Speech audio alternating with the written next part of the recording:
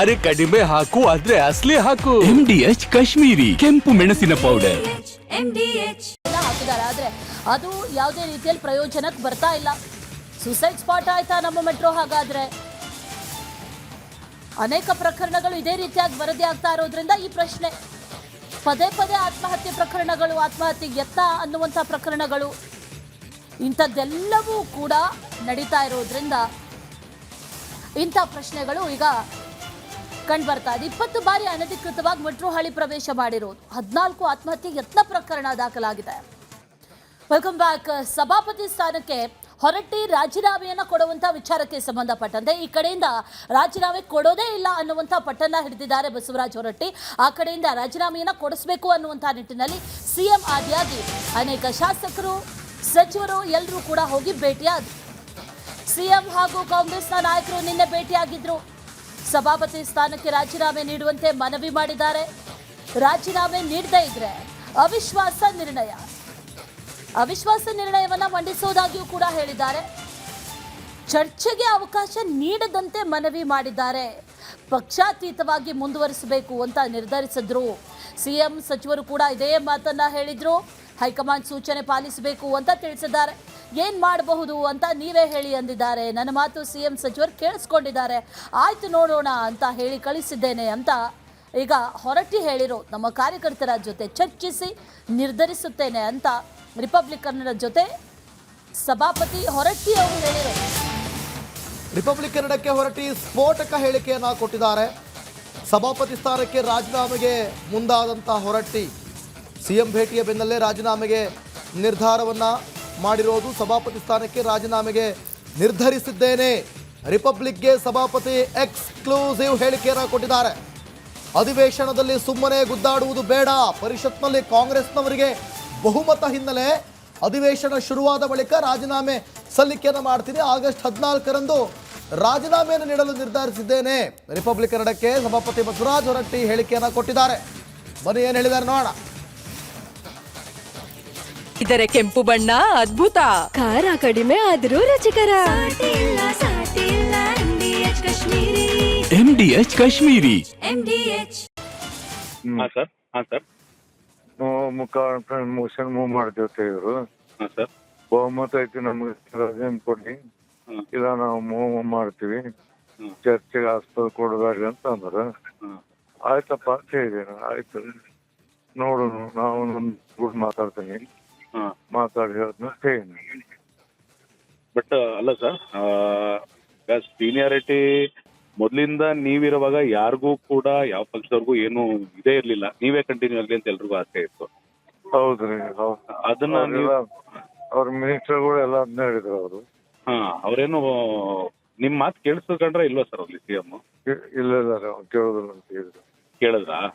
D K ಇಲ್ಲ, ನಮ್ ಮ್ಯಾಗಿಂದ ಬಂದೈತಿ, ಹೈಕಮಾಂಡ್ ಬಂದೈತಿ, ನಮ್ಗೆ ಏನ್ ಮಾಡಕ್ ಆಗೋದು ಅಂತ. ಈಗ ನೀವು ರಾಜೀನಾಮೆ ಕೊಡ್ಬೇಕು ಅಂತ ಡಿಸೈಡ್ ಸರ್ ಅಥವಾ ನೋಡ್ಬೇಕಾ? ಕೊಡ್ಬೇಕಂತ ಮಾಡೀನಿ ನಾವ. ಮತ್ತ ಹೌಸ್ನ್ಯಾಗ ಗುದ್ದಾಡ್ ಶುರು ಆಗತಿ. ಗುದ್ದಾಡ್ ಶುರು ಆಗಿ ನೋಡಪ್ಪ ಅವ್ರ ಬಹುಮತ ಐತಿ ಈಗ, ಮತ್ ಗೊತ್ತಿದ್ದು ಯಾಕೆ ಅವ್ರ ಗುದ್ದಾಟ ಮಾಡ್ಬೇಕಂತ ಅಂದ್ರಿ. ಇವತ್ತ ಸರ್ ಅಥವಾ ಇನ್ನೊಂದ್ ಸ್ವಲ್ಪ ದಿನ ನೋಡಿ ಮಾಡೋದಾ? ಇಲ್ರಿ, ಇನ್ನೆರಡು ದಿವಸ ಸೆಷನ್ ಶುರು ಆಗ್ಬೇಕಲ್ರಿ. ಆವಾಗ ಮಾಡೋಣ ಸರ್.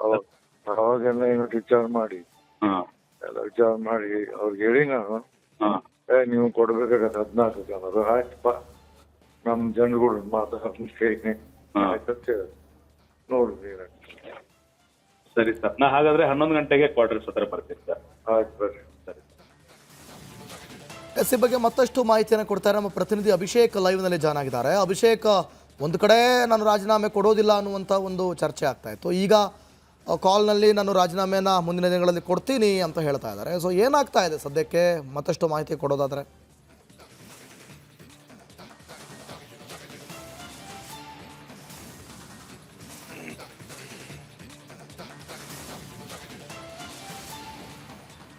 ನಿನ್ನೆ ರಾತ್ರಿ ಸಿಎಂ ಡಿ ಕೆ ಶಿವಕುಮಾರ್ ನೇತೃತ್ವದಲ್ಲಿ ಮತ್ತೊಂದಿಷ್ಟು ಶಾಸಕರಾಗಿರ್ಬೋದು, ಸಚಿವರಾಗಿರ್ಬೋದು, ಬಸವರಾಜ ಹೊರಟ್ಟಿ ಅವ್ರನ್ನ ಭೇಟಿಯಾಗೋದಕ್ಕೆ ಹೋಗಿದ್ರು. ಕಾರಣ ಏನಂದ್ರೆ, AICC ಹೊರಡಿಸಿರುವಂಥ ಪತ್ರದಲ್ಲಿ ಸಚಿವರ ಹೆಸರನ್ನ ಬಿಡುಗಡೆ ಮಾಡಿದಂಥ ಪಟ್ಟಿಯಲ್ಲೇ ವಿಧಾನ ಪರಿಷತ್ ಹಾಗೂ ವಿಧಾನಸಭೆಗೆ ಯಾರು ಸಭಾಧ್ಯಕ್ಷರು ಹಾಗೂ ಸಭಾಪತಿಗಳಾಗಬೇಕು ಅನ್ನೋದನ್ನ ಕೂಡ ಉಲ್ಲೇಖ ಮಾಡಲಾಗಿತ್ತು. ಈ ವಿಚಾರವಾಗಿ ಒಂದಿಷ್ಟು ಪರವಿರೋಧದ ಮಾತು ಕೂಡ ಬಂದಿತ್ತು. ಯಾಕಂದ್ರೆ ಯಾವುದೋ ಒಂದು ಪಕ್ಷದ ಲೆಟರ್ ಹೆಡ್ನಲ್ಲಿ ಈ ರೀತಿ ನಿರ್ಧಾರ ಮಾಡುವಂಥದ್ದು ಎಷ್ಟರ ಮಟ್ಟಿಗೆ ಸೂಕ್ತ ಅನ್ನೋದನ್ನ BJP ಹಾಗೂ JDS ಲೇವಡಿ ಮಾಡ್ತಿತ್ತು.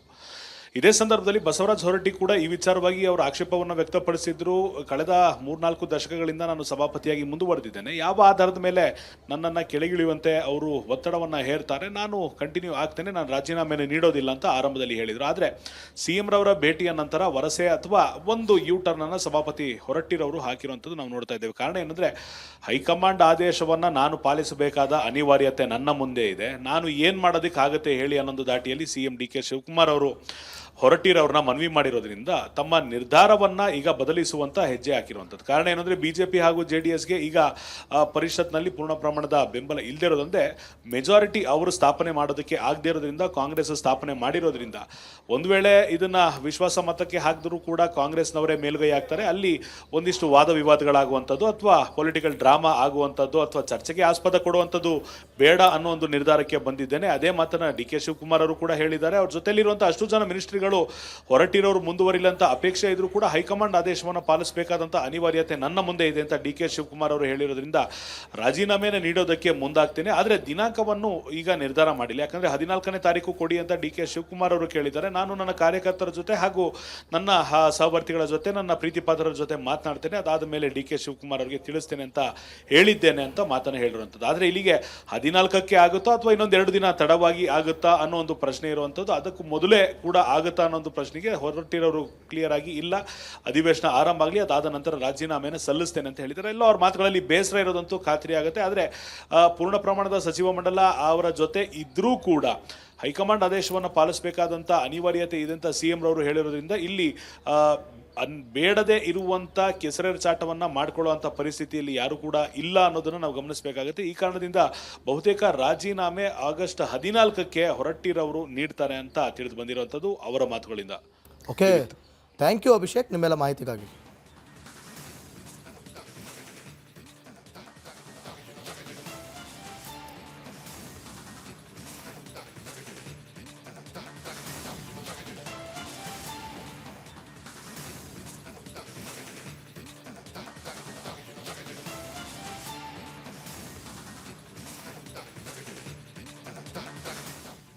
ಪ್ರಮಾಣ ವಚನ ಸ್ವೀಕಾರ ಮಾಡಿ 3 ದಿನಗಳು ಕಳೀತು. ಈ 3 ದಿನಗಳಾದರೂ ಕೂಡ ಇನ್ನೂ ಕೂಡ ಖಾತೆ ಭಾಗ್ಯ ಸಿಕ್ಕಿಲ್ಲ. ಸಚಿವರಾದರೂ ಕೂಡ ಯಾವ ಖಾತೆ ಯಾರಿಗೆ ಅನ್ನುವಂಥ ಗೊಂದಲದಲ್ಲಿದ್ದಾರೆ. ಈಗ ಇರುವಂಥ ಅಸಮಾಧಾನವೇ ಸರಿ ಹೋಗಿಲ್ಲ. ಹಾಗಾಗಿ ಮತ್ತೆ ಖಾತೆ ಕೊಟ್ಟು ಮತ್ತಷ್ಟು ಅಸಮಾಧಾನ, ಮತ್ತಷ್ಟು ಗೊಂದಲ ಯಾಕೆ ಅನ್ನುವಂಥ ನಿಟ್ಟಿನಲ್ಲಿ ಚಿಂತನೆ ನಡೆಸಿದಂತಿದೆ. 3 ದಿನಗಳಾದರೂ ಕೂಡ ಖಾತೆ ಭಾಗ್ಯ ಇಲ್ಲ ನೂತನ ಸಚಿವರಿಗೆ. ಹಾಗಾದರೆ ಸದ್ಯಕ್ಕೆ ಈ ಖಾತೆ ಭಾಗ್ಯ ಇಲ್ವಾ ಅನ್ನೋ ಪ್ರಶ್ನೆ ಈಗ ಕಾಡ್ತಾ ಇದೆ. ಮಂತ್ರಿಗಿರಿ ತಪ್ಪಿದ ನಾಯಕರು ಈಗ ಒಂದು ಕಡೆಯಲ್ಲಿ ನಿಗಿ ಅಂತ ಇದ್ದಾರೆ. ಆ ಹಿನ್ನೆಲೆಯಲ್ಲಿ ಈಗ ಸದ್ಯಕ್ಕೆ ಖಾತೆಯನ್ನು ನೀಡುವಂಥ ನಿಟ್ಟಿನಲ್ಲೂ ಕೂಡ ಚಿಂತನೆ ಮಾಡ್ತಾರೋ ಇಲ್ವೋ ಅನ್ನುವಂಥ ಪ್ರಶ್ನೆ. ಅದರ ಜೊತೆಯಲ್ಲಿ ಕೆಲ ಸಚಿವರಿಗೆ ಈಗಾಗಲೇ ಪ್ರಮಾಣ ವಚನವನ್ನು ಸ್ವೀಕಾರ ಮಾಡಿ ಖಾತೆಯನ್ನು ಪಡ್ಕೊಂಡಂಥ ಸಚಿವರಿಗೆ ಕೋಕ್ಭಾಗ್ಯ ಕಾದಿದ್ಯಾ ಅನ್ನುವಂಥ ಪ್ರಶ್ನೆ.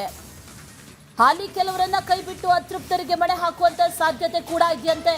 ಆ ಹಿನ್ನೆಲೆಯಲ್ಲಿ ಖಾತೆ ಹಂಚಿಕೆ ವಿಳಂಬ ಮಾಡ್ತಾ ಇದ್ದಾರೆ CM ಅನ್ನುವಂಥ ಮಾಹಿತಿ ಈಗ ಸದ್ಯಕ್ಕೆ ಸಿಗ್ತಾ ಇದೆ. ಸಂಪುಟದ ಕೆಲ ನಾಯಕರಿಗೆ ಕೊಟ್ಟು ಈ ಅತೃಪ್ತರು ಯಾರಿದ್ದಾರೆ, ಪಕ್ಷ ಬಿಟ್ಟೇ ಹೋಗ್ತೀನಿ ಅನ್ನುವಂಥ ನಿಟ್ಟಿನಲ್ಲಿ ರಾಜೀನಾಮೆ ಕೊಡೋದಕ್ಕೆ ಯಾರು ಮುಂದಾಗಿದ್ದಾರೆ ಅಂತ ಅತೃಪ್ತರು, ಜೊತೆಗೆ ಅವರ ಅತೃಪ್ತಿ, ಅಸಮಾಧಾನ ಪಕ್ಷದ ಮೇಲೆ ಯಾವ ರೀತಿ ಡ್ಯಾಮೇಜ್ ಮಾಡುತ್ತೆ, ಇದೆಲ್ಲವನ್ನು ಕೂಡ ಅರಿತುಕೊಂಡು ಅವರಿಗೆ ನೀಡುವಂಥ ನಿಟ್ಟಿನಲ್ಲಿ ಅವರಿಗೆ ಮಣೆ ಹಾಕುವಂಥ ಸಾಧ್ಯತೆಗಳು ಇದೆ ಅನ್ನುವಂಥ ಮಾಹಿತಿ ಈಗ ಸದ್ಯಕ್ಕೆ ಸಿಗ್ತಾ ಇದೆ.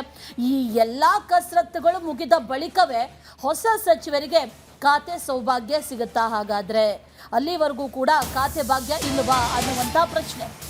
ಸಂಪುಟ ವಿಸ್ತರಣೆ ಬಳಿಕ ಮನವೊಲಿಕೆ ಕಸರತ್ತು ಒಂದು ಕಡೆ ನಡೀತಾ ಇದೆ. ಅಸಮಾಧಾನಿತರೆದುರು ತ್ಯಾಗದ ಸೂತ್ರದ ಸುಳಿವನ್ನು ಕೂಡ ನೀಡ್ತಾ ಇರೋದು. ಒಕ್ಕಲಿಗ ಕೋಟ, ಉತ್ತರ ಕರ್ನಾಟಕ ಕುರುಬಾ ಕೋಟ, ಮತ್ತೊಂದು ಕಡೆ ಮಹಿಳಾ ಕೋಟ ಭರ್ತಿಗೆ ತ್ಯಾಗದ ಸೂತ್ರ ಪ್ರಸ್ತಾಪ ಅಂತೆ. ಎಲ್ಲ ಸರಿ ಆಗುತ್ತಂತ ಹೇಳಿ ಶಿವಣ್ಣನವರಿಗೆ CM ತಿಳಿಸಿದಾರಂತೆ. ಸಚಿವ ಸ್ಥಾನ ನಿರೀಕ್ಷೆಯಲ್ಲಿ ಬಸವರಾಜ ಶಿವಣ್ಣನವರು ಮತ್ತೊಂದು ಕಡೆ ಇದ್ದಾರೆ.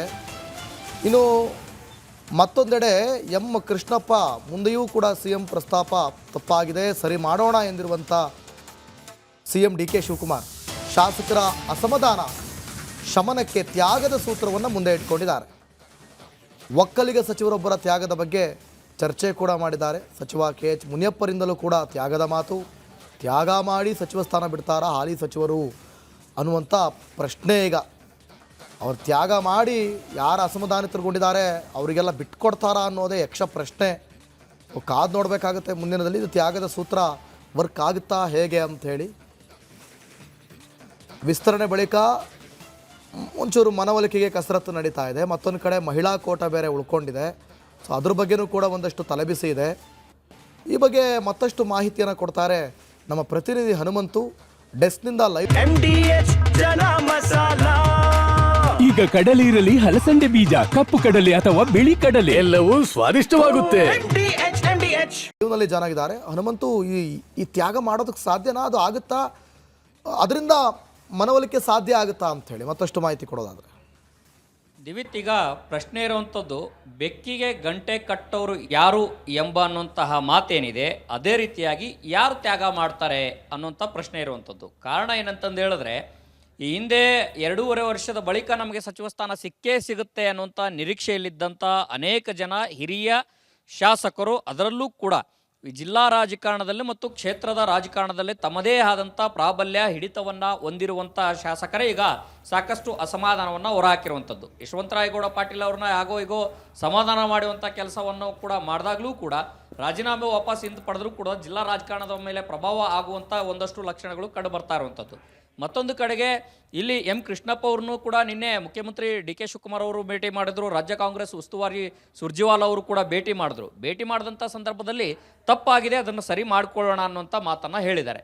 ಬ್ಯಾಡಗಿ ಶಿವಣ್ಣ ಅವ್ರಿಗೂ ಕೂಡ ಮುಖ್ಯಮಂತ್ರಿಗಳು ಭೇಟಿಯ ಸಂದರ್ಭದಲ್ಲಿ ಎಲ್ಲವೂ ಸರಿ ಹೋಗುತ್ತೆ ಅನ್ನುವಂಥ ಭರವಸೆಯನ್ನು ಕೊಟ್ಟಿದ್ದಾರೆ. ಹಾಗಾದರೆ ಈ ತಪ್ಪನ್ನು ಸರಿ ಮಾಡಿಕೊಳ್ಳುವಂಥದ್ದು ಹೇಗೆ? ಹಾಗಾಗಿನೇ ತ್ಯಾಗದ ಸೂತ್ರದ ಬಗ್ಗೆ ಕಳೆದ 2 ದಿನಗಳಿಂದಲೂ ಕೂಡ ಕಾಂಗ್ರೆಸ್ ಪಡಸಾಲೆಯಲ್ಲಿ ಜೋರಾಗಿ ನಡೀತಾ ಇರುವಂಥದ್ದು.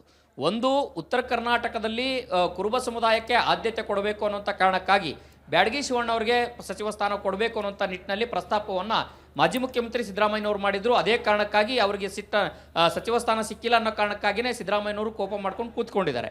ಅವರ ಕೋಪವನ್ನು ಕೂಡ ತಣಿಸಬೇಕಾಗಿದೆ.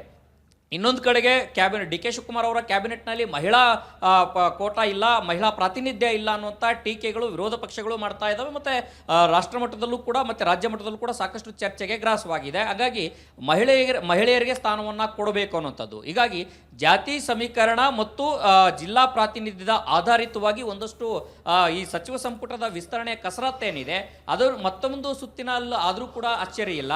ಆದರೆ ಒಕ್ಕಲಿಗ ಸಮುದಾಯದಿಂದ ಯಾರನ್ನ ರಾಜೀನಾಮೆ ಪಡೆದುಕೊಳ್ತಾರೆ, ರಾಜೀನಾಮೆ ಕೊಡಲಿಕ್ಕೆ ಒಕ್ಕಲಿಗ ಸಮುದಾಯದ ಸಚಿವರಾಗಿರ್ಬೋದು, KH ಮುನಿಯಪ್ಪ ಅವರಾಗಿರ್ಬೋದು, ಒಂದಂತೆ ಮಹಿಳಾ ಕೋಟೆ ಭರ್ತಿ ಮಾಡ್ಕೊಳ್ಳುವಂಥ ಲೆಕ್ಕಾಚಾರದಲ್ಲಿ ಯಾರು ಈ ತ್ಯಾಗವನ್ನು ಮಾಡ್ತಾರೆ ಅನ್ನೋಂಥದ್ದೇ ಈಗ ಯಕ್ಷ ಪ್ರಶ್ನೆ ಆಗಿದೆ.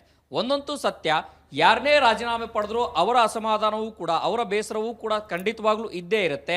ಈಗೆಲ್ಲ ಯಾರೆಲ್ಲ ಸಚಿವ ಸ್ಥಾನವನ್ನು ಪಡೆದುಕೊಂಡಿದ್ದಾರೆ ಅವರು ಒಂದಲ್ಲದ ಒಂದು ರೀತಿ ಮುಂಬರುವಂಥ ಚುನಾವಣೆಯ ದೃಷ್ಟಿಕೋನದಲ್ಲಿಯೇ ಅವರನ್ನು ಸಚಿವ ಸಂಪುಟಕ್ಕೆ ಆಯ್ಕೆ ಮಾಡಲಾಗಿತ್ತು. ಇದೀಗ ಈ ಒಂದು ಹಿರಿಯ ಶಾಸಕರ ಮುನಿಸನ್ನು ಕೂಡ ಸಮಾಧಾನ ಪಡಿಸುವಂಥ ಸವಾಲು ಮುಖ್ಯಮಂತ್ರಿ DK ಶಿವಕುಮಾರ್ ಅವರ ಮುಂದೆ ಇದೆ.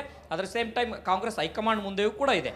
ಇದೆಲ್ಲದರ ನಡುವೆನೂ ಕೂಡ ಸಿದ್ದರಾಮಯ್ಯನವರ ಮುನಿಸುವನಿದೆ, ಆ ಮುನಿಸನ್ನು ಕೂಡ ತಣಿಸುವಂಥ ಸವಾಲಿದೆ. ಹಾಗಾಗಿ ಈ ತ್ಯಾಗದ ಸೂತ್ರದ ಎಷ್ಟರ ಮಟ್ಟಿಗೆ ವರ್ಕೌಟ್ ಆಗುತ್ತೆ ಅನ್ನೋಂಥದ್ದು ಕೂಡ ಕಾದು ನೋಡಬೇಕಾಗಿದೆ. ದಿವಿತ್, ಓಕೆ, ಥ್ಯಾಂಕ್ ಯು ಹನುಮಂತು ನಿಮ್ಮೆಲ್ಲ ಮಾಹಿತಿಗಾಗಿ.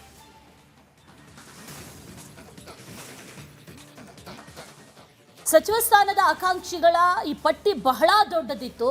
ಹಾಗಾಗಿ ಎಲ್ಲರನ್ನೂ ತೃಪ್ತಿಪಡಿಸೋದು ಸಾಧ್ಯ ಆಗಿರಲಿಲ್ಲ. ಈಗ ಯಾರಿಗೆ ಸಚಿವ ಸ್ಥಾನ ಮಿಸ್ ಆಯಿತೋ ಅವರೆಲ್ಲರೂ ಕೂಡ ಕಿಡಿಕಾರ್ತಾ ಇದ್ದಾರೆ, ಆಕ್ರೋಶವನ್ನು ವ್ಯಕ್ತಪಡಿಸ್ತಾ ಇದ್ದಾರೆ, ಪ್ರತಿಭಟನೆಯನ್ನ ಮಾಡಲಾಗ್ತಾ ಇದೆ. ಶಾಸಕ ರಮೇಶ್ ಬಂಡಿಸಿದ್ದೇಗೌಡರಿಗೆ ಸಚಿವ ಸ್ಥಾನ ಮಿಸ್ ಆಗಿದೆ. ಮಂಡ್ಯ ಜಿಲ್ಲಾಧ್ಯಕ್ಷರ ವಿರುದ್ಧ ಕಾರ್ಯಕರ್ತರು ಈಗ ಆಕ್ರೋಶವನ್ನು ವ್ಯಕ್ತಪಡಿಸ್ತಾ ಇದ್ದಾರೆ. ಜಿಲ್ಲಾಧ್ಯಕ್ಷ CD ಗಂಗಾಧರ್ ಬದಲಾವಣೆ ಆಗಬೇಕು ಅಂತ ಪಟ್ಟು ಹಿಡಿದಿದ್ದಾರೆ. ಶ್ರೀರಂಗಪಟ್ಟಣದಲ್ಲಿ ವೀಕ್ಷಕರ ಮುಂದೆ ಹೈಡ್ರಾಮಾ ಆಗಿದೆ. ಪಕ್ಷ ಸಂಘಟನೆಯಲ್ಲೂ ಕೂಡ ಜಿಲ್ಲಾಧ್ಯಕ್ಷರು ವಿಫಲ ಆಗಿದ್ದಾರೆ ಅನ್ನುವಂಥ ಆರೋಪ ಮಾಡ್ತಾ ಇದ್ದಾರೆ. ವೀಕ್ಷಕರ ಮುಂದೆ ಗಂಗಾಧರ್ಗೆ ಕಾರ್ಯಕರ್ತರು ತರಾಟೆಗೆ ತೆಗೆದುಕೊಂಡಿದ್ದಾರೆ. 3 ಬಾರಿ ಗೆದ್ದಂಥ ಬಂಡಿಸಿದ್ದೇಗೌಡರಿಗೆ ಸಚಿವ ಸ್ಥಾನ ನೀಡಬೇಕು ಅನ್ನುವಂಥ ಆಗ್ರಹ ಈಗ ಕೇಳಿ ಬರ್ತಾ ಇರೋದು. ಮಂಡ್ಯ ಜಿಲ್ಲಾಧ್ಯಕ್ಷ CD ಗಂಗಾಧರ್ ಅವರ ವಿರುದ್ಧ ಈಗ ಕಾರ್ಯಕರ್ತರು ಆಕ್ರೋಶವನ್ನು ವ್ಯಕ್ತಪಡಿಸಿರುವುದು. ಅವರನ್ನ ಬದಲಾವಣೆ ಮಾಡಬೇಕು, ಜೊತೆಗೆ ಬಂಡಿಸಿದ್ದೇಗೌಡರಿಗೆ ಸ್ಥಾನ ನೀಡಬೇಕು, ಸಚಿವ ಸ್ಥಾನ ನೀಡಬೇಕು ಅನ್ನುವಂಥ ಆಗ್ರಹವನ್ನು ಮಾಡಿಕೊಂಡಿದ್ದಾರೆ.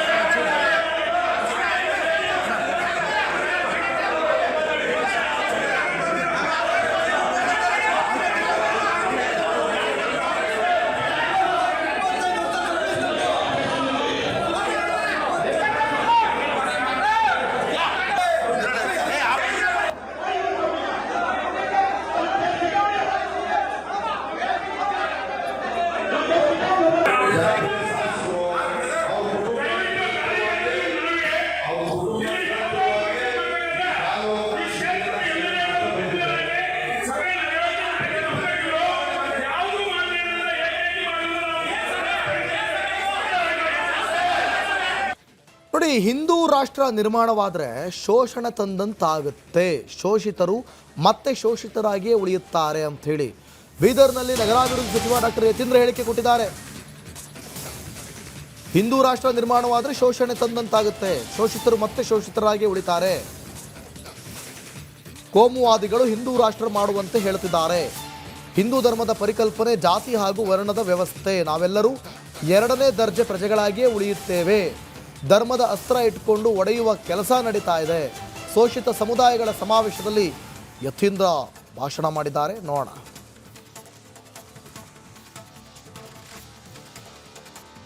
ಹಿಂದೂ ರಾಷ್ಟ್ರ ತರಬೇಕು ಅಂತ ಹೇಳ್ತಾರೆ. ಅದು ಬಾಬಾ ಸಾಹೇಬ್ ಅಂಬೇಡ್ಕರ್ ಅವರು ಏನು ಹೇಳಿದ್ರು, ಈ ದೇಶ ಏನಾದ್ರು ಹಿಂದೂ ರಾಷ್ಟ್ರ ಆದ್ರೆ ಅದಕ್ಕಿಂತ ದೊಡ್ಡ ಅಪಾಯ ಈ ದೇಶಕ್ಕೆ ಇನ್ಯಾವುದೂ ಇಲ್ಲ ಅಂತ ಹೇಳಿದ್ದಾರೆ. ಅದಕ್ಕಿಂತ ದೊಡ್ಡ ಮಾರಕ ಯಾವುದಿಲ್ಲ ಅಂತ ಹೇಳಿದ್ದಾರೆ. ಯಾಕೆ ಅಂತಂತಂದ್ರೆ ಹಿಂದೂ ರಾಷ್ಟ್ರ ಆಗೋಯ್ತು ಅಂತಂತಂದ್ರೆ ಈಗಾಗಲೇ ಹೇಳಿದ ಹಿಂದೂ ಧರ್ಮದ ಮೂಲ ಪರಿಕಲ್ಪನೆನೇ ಜಾತಿ ವ್ಯವಸ್ಥೆ, ವರ್ಣ ವ್ಯವಸ್ಥೆ. ಅದೇ ಮತ್ತೆ ಆ ವ್ಯವಸ್ಥೆನೇ ಬಂದ್ಬಿಡುತ್ತೆ. ನಾವೆಲ್ಲರೂ ಮತ್ತೆ ಶೋಷಿತರಾಗಬೇಕಾಗುತ್ತೆ. ಮತ್ತೆ ಅಲ್ಪಸಂಖ್ಯಾತರಂತೂ ಹೇಳಂಗೆ ಇಲ್ಲ, ಅವ್ರು ಎರಡನೇ ದರ್ಜೆ ಪ್ರಜೆಗಳಾಗಿ ಬದುಕಬೇಕಾಗುತ್ತೆ. ಸೊ ಹಾಗಾಗಿ ಹಿಂದೂ ರಾಷ್ಟ್ರ ಆದರೆ ಅದು ಶೋಷಣೆಯ ಒಂದು ವ್ಯವಸ್ಥೆನ ಮತ್ತೆ ವಾಪಸ್ ತಂದಂಗೆ ಆಗುತ್ತೆ. ಸೊ ಹಾಗಾಗಿ ಈ ಧರ್ಮ ಅನ್ನೋ ಅರ್ಥನ ಉಪಯೋಗಿಸ್ಕೊಂಡು ನಮ್ಮನ್ನು ಹೊಡಿಬೇಕು ಅಂತ ಕೆಲಸ ಮಾಡ್ತಾರಲ್ಲ ಕೋಮುವಾದಿಗಳು, ಅದ್ರ ವಿರುದ್ಧ ಕೂಡ ನಾವು ಹೋರಾಟ ಮಾಡಬೇಕಾಗಿದ್ದು ನಮ್ಮ ಒಂದು ಬಹುಮುಖ್ಯವಾದಂತಹ ಹೋರಾಟದ ಮುಖ್ಯ ಭಾಗ ಆಗಿದೆ. ಧರ್ಮದ ಹೆಸರಿನಲ್ಲಿ ನಮ್ಮನ್ನ ಹೊಡೆಯುವಂಥ ಕೆಲಸ ಮಾಡ್ತಾರೆ. ಇವತ್ತು ಜಾತಿ ವ್ಯವಸ್ಥೆಗೆ ಕಾರಣ ಏನಪ್ಪಾ ಅಂತಂದ್ರೆ, ದೊಡ್ಡ ಕಾರಣ ಏನಪ್ಪಾ ಅಂತಂದ್ರೆ ಅದು ಧರ್ಮ. ಇವತ್ತು ಸಾವಿರಾರು ವರ್ಷಗಳಿಂದ ಜಾತಿ ವ್ಯವಸ್ಥೆ ಇದ್ರೂ ಕೂಡ ಅದನ್ನ ಹೋರಾಡೋದಕ್ಕೆ ಬುದ್ಧ, ಬಸವ, ಕನಕದಾಸ, ನಾರಾಯಣ ಗುರುಗಳು, ಇನ್ನು ಬೇಕಾದಷ್ಟು ಜನ ಸಮಾಜ ಸುಧಾರಕರು, ಅಂಬೇಡ್ಕರ್ ಅವರು ಎಲ್ಲ ಪ್ರಯತ್ನ ಪಟ್ಟರು ಕೂಡ ನಾವು ಇವತ್ತು ಇಂದು ಕೂಡ ಜಾತಿ ವ್ಯವಸ್ಥೆನ ಹೋಗ್ಸಕ್ಕೆ ಸಾಧ್ಯ ಆಗಿಲ್ಲ ಅಂತಂದ್ರೆ ಅದಕ್ಕೆ ಕಾರಣ ನಮ್ಮ ಧರ್ಮ, ನಮ್ಮ ಹಿಂದೂ ಧರ್ಮ ಜಾತಿ ವ್ಯವಸ್ಥೆಗೆ ತನ್ನ ಒಪ್ಪಿಗೆ ಮುದ್ರೆಯನ್ನು ಕೊಟ್ಬಿಟ್ಟಿದೆ. ನೀವು ಯಾವುದೇ ಒಂದು ಗ್ರಂಥಗಳಲ್ಲಿ ನೋಡಿ ಏನ್ ಹೇಳ್ತಾರೆ, ವರ್ಣ ವ್ಯವಸ್ಥೆ ದೇವ್ರು ಮಾಡಿದ್ದು ಅಂತ ಹೇಳ್ಬಿಡ್ತಾರೆ. ಚಾತುರ್ವರ್ಣ್ಯ ಮಯಾ ಸೃಷ್ಟಿಯಂ ಅಂತ ಭಗವದ್ಗೀತೆಯಲ್ಲೇ ಹೇಳಿಸ್ಬಿಟ್ಟಿದ್ದಾರೆ ದೇವ್ರ ಬಾಯಲ್ಲಿ. ಸೊ ಹಾಗಾಗಿ ನಾವು ಧರ್ಮನ ರಾಜಕೀಯಕ್ಕೆ ತಂದ್ರೆ, ಸಾರ್ವಜನಿಕ ಜೀವನಕ್ಕೆ ತಂದ್ರೆ ಮತ್ತೆ ಜಾತಿ ಪದ್ಧತಿಯನ್ನೇ ತಂದಂಗೆ ಅರ್ಥ. ಧರ್ಮ ಏನಿದ್ರು ಅದು ನಮ್ಮ ವೈಯಕ್ತಿಕ ಜೀವನದಲ್ಲಿ ಇರಬೇಕು, ನಮ್ಮ ಮನೆ ಒಳಗಿರಬೇಕು. ಈ ಬಗ್ಗೆ ಮತ್ತಷ್ಟು ಮಾಹಿತಿ ಕೊಡ್ತಾರೆ ನಮ್ಮ ಪ್ರತಿನಿಧಿ ಮಲ್ಲಿಕಾರ್ಜುನ್ ಮರಕಲೆ ದೂರವಾಣಿ ಸಂಪರ್ಕದಲ್ಲಿದ್ದಾರೆ. ಮಲ್ಲಿಕಾರ್ಜುನ್ ಮರಕಲೆ, ಅವ್ರು ಕೊಟ್ಟಂಥ ಸ್ಟೇಟ್ಮೆಂಟ್ ಇದೆಯಲ್ಲ, ಅದು ಈಗ ಯಾವ ರೀತಿ ಚರ್ಚೆ ಆಗ್ತಿದೆ ಅಂತ ಸದ್ಯಕ್ಕೆ ಈ ರಾಜಕೀಯ ಪಡಸಾಲೆಯಲ್ಲಾಗಿರ್ಬೋದು ಅಥವಾ ಅವ್ರು ಮಾತನಾಡಿದಂಥ ಜಾಗದಲ್ಲಿ ಬೀದರ್ನಲ್ಲೂ ಆಗಿರ್ಬೋದು?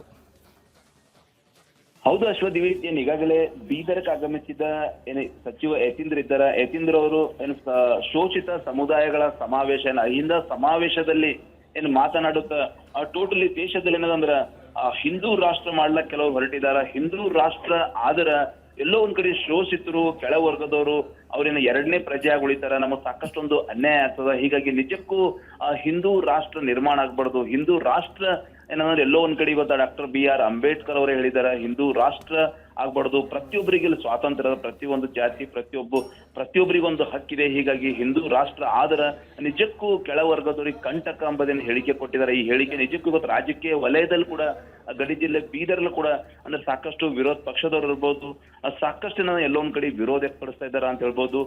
ಟೋಟಲಿ ಏನ್ ಈಗಾಗಲೇ ಯತೀಂದ್ರ ಅವರ ಹೇಳಿಕೆ ನಿಜಕ್ಕೂ ಮುಂಬರುವ ದಿನಗಳಲ್ಲಿ ಎಲ್ಲೋ ಒಂದ್ ಕಡೆ ಹಿಂದೂ ಮುಖಂಡರಿರ್ಬೋದು, ಸ್ವಾಮೀಜಿಗಳಿರ್ಬೋದು, ಮತ್ತೆ ಅದೇ ರೀತಿ ಏನದಂದ್ರ ವಿರೋಧ ಪಕ್ಷದ BJP ನಾಯಕರಿರ್ಬೋದು, ಕೆಲವೊಂದ್ ಕಡೆ ಖಂಡನೆ ಮಾಡ್ಲಕ್ ಮುಂದಾಗ್ತಾ ಇದಾರ ಅಂತ ಹೇಳ್ಬೋದು. ಹೀಗಾಗಿ ಬೀದರ್ನಲ್ಲಿ ನಡೆದಂತ ಸಮಾವೇಶದಲ್ಲಿ ಏನು ಡಾಕ್ಟರ್ ಯತೀಂದ್ರ ಸಿದ್ದರಾಮಯ್ಯ ಅವರು ಹೇಳಿಕೆ ಕೊಟ್ಟಿದ್ದಾರೆ. ನಿಜಕ್ಕೂ ಈ ಒಂದು ಹಿಂದೂ ರಾಷ್ಟ್ರ ನಿರ್ಮಾಣದ ಶೋಷಿತರು ಮತ್ತೆ ಶೋಷಿತರಾಗಿರ್ತಾರೆ, ಇದು ಯಾವುದೇ ಕಾರಣಕ್ಕೆ ಆಗ್ಬಾರ್ದು ಒಬ್ಬ ಕರೆಯನ್ನು ಕೊಟ್ಟಿದ್ದಾರೆ. ಈ ಕರೆ ನಿಜಕ್ಕೂ ರಾಜಕೀಯ ನಾಯಕರು ಕೂಡ ಎಲ್ಲೋ ಒಂದ್ ಕಡೆ BJP ಅವರು ವಿರೋಧ ಪಡಿಸಿದ್ದಾರೆ ಅಂತ ಹೇಳ್ಬೋದು ಅಶ್ವತಿ.